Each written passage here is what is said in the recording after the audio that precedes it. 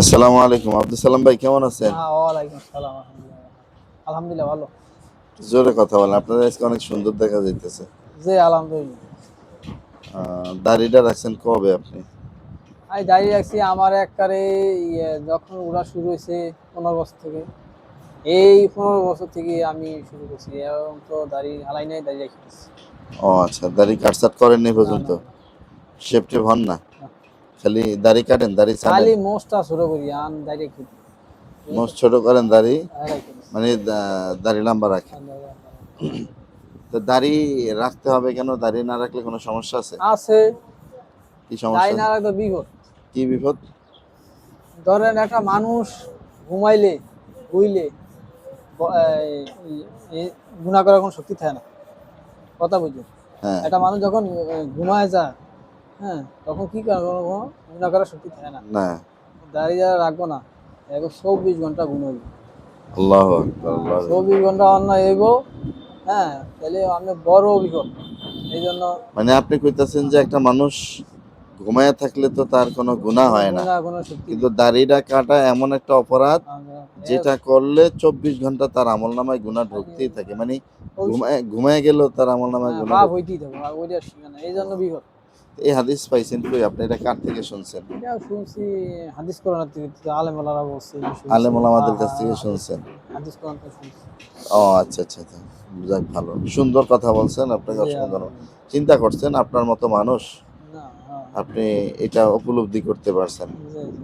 তো অনেকে মানে অনেকে রায় না অনেক এরা। দল, অনেকে ইসলামিক দলের নাম দিয়া দলের মূল মূল নেতারা দাঁড়িয়ে রাখে না, হ্যাঁ, অথচ তারা বলে এটি আমরা বন্ধ, এটি ইসলাম বন্ধ, পন্থী। এটি বন্ধ। যারা ইসলামিক দলের নাম দিয়া মূলের নেতারা দাঁড়িয়ে রাখে না, এরা কি এ বন্ধ, বন্ধ। আসলে বন্ধ? আসলেই বন্ধ। কারণ ওরা ইসলাম নামে কামে না, কামে মানে না, নামে ইসলাম মানে আর কামে কামে ইসলাম মানে না। মানে না। আপনি কি এই দলের সদস্য? আমি আমি যে দলটার কথা বলতেছি এই দলটার নাম হলো জামাত ইসলাম। এটা আহ, নায়েবে আমির যে ওর নিজেরই দাঁড়িয়ে আহ, নেই। এই সমস্ত বেতাল দল আমি করি না। আমি করি ইসলামী আন্দোলন বাংলাদেশ। ইসলামী আন্দোলন এটা বাংলাদেশ হ্যাঁ, এটা আমার করেন আপনি? তৃতীয়, আমি পাখার দল তৃতীয়। আমি কিন্তু বেতাল দলের মতো না।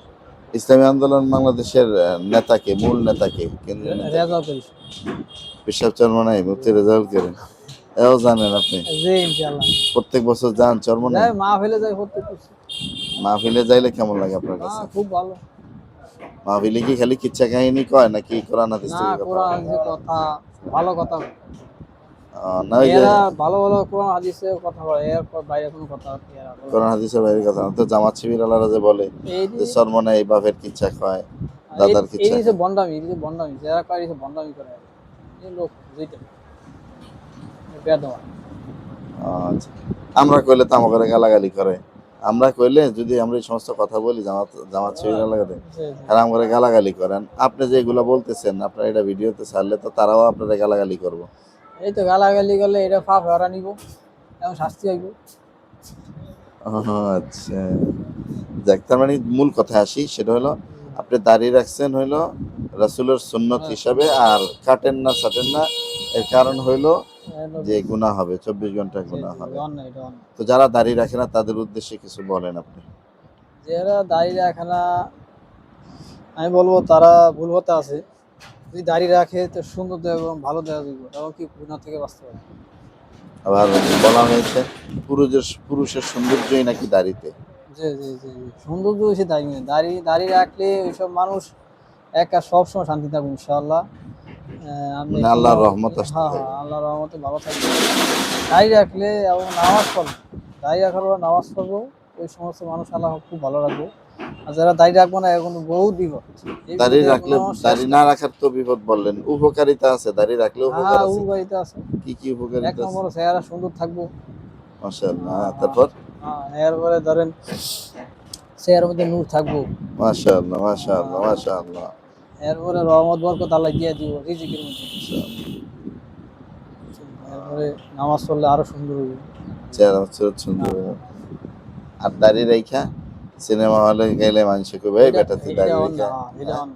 তুই এটা তো সিনেমা হলে ঢুকলি কেন দাড়ি রেখে? তখন মানুষ গার ধাক্কা দিয়ে বের তো করে দিয়ে। তো দেখছেন দাড়ি ইজ্জত আছে। ইজ্জত দাড়ি আছে। যারা রাখবো, রাখবো এরে হু করবো, আর দাড়ি যারা রাখবো না এগুলো। যাক, আপনার অসংখ্য ধন্যবাদ, খুব সুন্দর কথা বলেছেন।